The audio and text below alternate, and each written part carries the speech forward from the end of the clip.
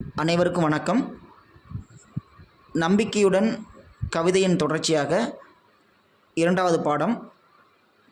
போன பாடப்பகுதியில் அவருடைய கவிதை வரிகளை பார்த்தோம். அதே மாதிரியான கவிதை வரிகளை இப்போ தொடர்ச்சியாக பார்க்க இருக்கிறோம்.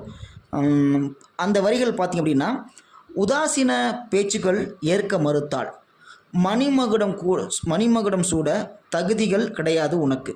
எவ்வளோ அருமையாக சொல்கிற பாருங்க.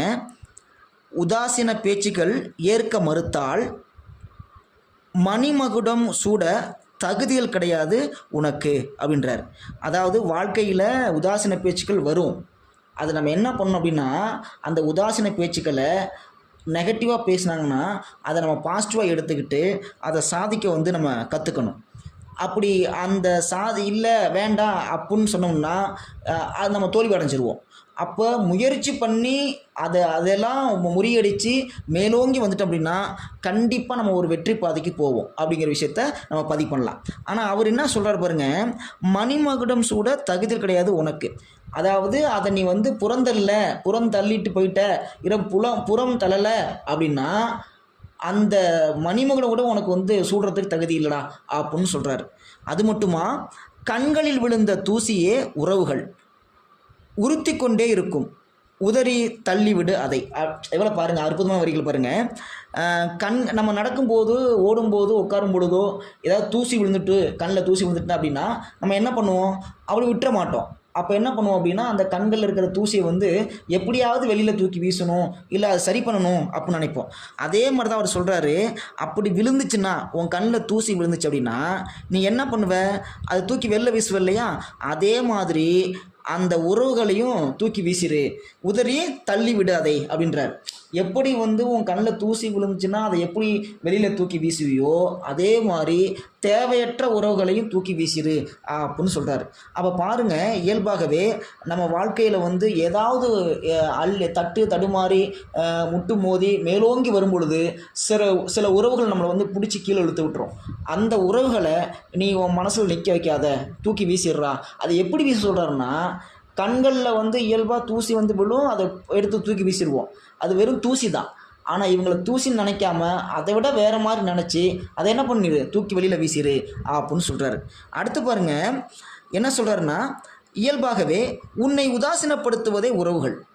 என்ன நான் பாருங்கண்ணா, எப்படின்னா சில விஷயங்கள் நம்ம சொல்லும் பொழுதும் அங்கே அவர் வேறு யாரையும் சொல்லலை, உறவுகளை மட்டுமே குறிப்பிடுறாரு. எப்படின்னா, உன்னை பள்ளத்தில் தள்ளுறதுக்கு ரெடியாக இருப்பாங்க, வேறு குழியில் தள்ளுறதுக்கு ரெடியாக இருப்பாங்க, இவெல்லாம் என்ன பண்ண போகிறான் அப்படின்னு நினச்சி சொல்கிறதுக்கு ரெடியாக இருப்பாங்க. ஆனால் எதுவுமே பாசிட்டிவாக இவன் செய்வான், இவனால் பண்ண முடியும், அவன் கண்டிப்பாக சாதிப்பான் அப்படின்னு சொல்கிற ஆட்கள் ரொம்ப குறைவு. ஆனால் நம்மளை அதிகமாக நெகட்டிவாக பேசுகிறவங்க அதிகமாக இருப்பாங்க. அப்படி அதில் இருக்கிறவங்களில் முதல்ல யார் இருப்பாங்கன்னா நம்முடைய உறவு முறைகள் தான் அதிகமாக இருப்பாங்க, நம்முடைய நெருங்கிய உறவு முறைகள் அதிகமாக இருப்பாங்க. அதான் அவர் சொல்லுவாருங்க, உன்னை உதாசீனப்படுத்துவதே உறவுகள். அப்படி உதாசீனப்படுத்துறதை நீ என்ன பண்ணுன்னா, உன்னை உயர வைப்பது அந்த உதாசீனங்கள் தான். நீ என்ன பண்ணுவா, அந்த உதாசீனப்படுத்துறதை பாசிட்டிவாக எடுத்துக்க. அப்படி பாசிட்டிவாக எடுத்துக்கிட்ட அப்படின்னா நீ வாழ்க்கையில் மேலோங்கி வரலாம் அப்படின்றார். அந்த நீ உதாசீனங்களை சும்மா விட்டுறாத, எடுத்துக்க.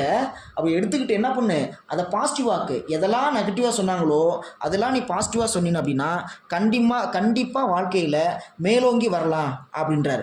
அது மட்டும் இல்லை, உதாசீனங்களை சந்திக்காத மனிதன் உயரங்களை எட்ட முடியாது அப்படின்றாங்க. பல தோல்விக்கு அப்புறம்தான் ஒரு வெற்றி நமக்கு கிடைக்கும், இல்லைன்னா வெற்றியே கிடைக்காது நமக்கு. அப்போ என்ன பண்ணணும் அப்படின்னா, கண்டிப்பாக உதாசீனங்கள் தான் நம்மளை சாதிக்க வைக்கும். ஒருத்தன் கீழே விழுகிறான் அப்படின்னா அப்படியே விழுந்து கிடக்க மாட்டான். பல முறை விழுகிறான் அப்படின்னா ஒரு முறை எழுந்துச்சு ஓட போகிறான்னு அர்த்தம். பல முறை விழுந்தவன் ஒரு முறையாவது வாழ்க்கையில் வெல்லுவான் அப்படின்னு அர்த்தம். உங்களுக்கு ஒரு விஷயத்த சொல்கிறேன் பாருங்க, பதிவு பண்ணுற பாருங்க. உசேன் போல்ட் அப்படின்னு சொல்லிட்டு அருமையான ஒரு அத்லெட் வீரர் இருந்தார். அவரை மிஞ்சிறதுக்கு இந்த உலகத்தில் ஆளே இல்லை. அந்த அளவுக்கு வேகமாக ஓடக்கூடிய ஒரு மனிதர், அருமையான அத்லெட் மனிதர். அவர் என்னென்னா, முதல்ல அவர் என்ன பண்ணாங்க அப்படின்னா, இவெல்லாம் ஓடுவானா, இவனுக்கெல்லாம் ஓட தெரியுமா அப்படின்னு அவரை பயங்கரமாக கேலி கூத்து பண்ணாங்க.